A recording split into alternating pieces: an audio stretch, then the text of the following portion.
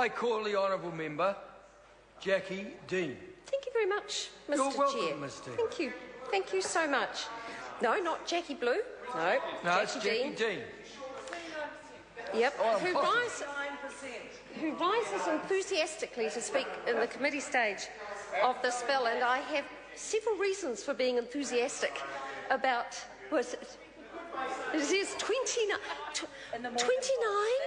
What do we mean 29? Oh, 29 in the Morgan poll. Oh, really? 29 in the Morgan poll? Can that be true?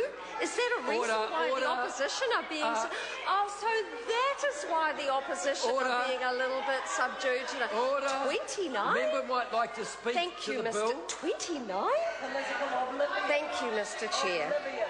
29, that's extraordinary, isn't it, really? Gosh, they must be feeling stink, really, to be fair. Order. And so, part one of the resource management bill, there's several reasons to be wildly enthusiastic about them, and one of them is the Section 32 amendments, and I just need to reflect on some council plans which have been announced in the course of the past couple of years, and in particular the Otago Regional Council water plan changes, which, as presented, would have... You see, they yawn.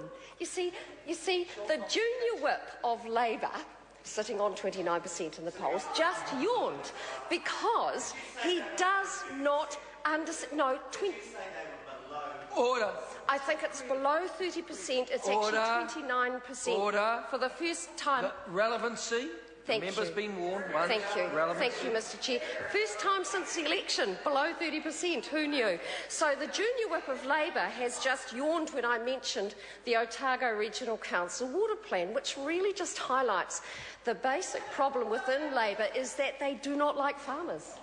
Labour has shown time and time again, and we've heard it tonight, that Labour do not like or support farmers. Of course, we will hear very soon from Eugenie Sage, the failed ECAN councillor on behalf of the Green Party, who will repeat that litany of anti-farming sentiment, which regrettably is a very small proportion of the argument that we hear these days in this Parliament. However, on this side of the House, the introduction of the changes in the Section 32 amendments are great news for the farmers and developers in my community and in farming and agricultural communities, every communities throughout New Zealand, because what it means is that now the Section 32 reporting will be required to do some really good, robust analysis underpinning their decision-making. Now, why is that important? Labour clearly don't know. Clearly their junior whip, Chris Hopkins, doesn't understand why that is important, but I will tell you why that is important. It is because it impacts on people's livelihoods. And so for that reason alone, the Section 32 amendments in Part 1 of this Resource Management Amendment Bill make good reading. Thank you. Oh, look, I've got to call Eugenie Sage. Tēnā koe, Ms. Sage.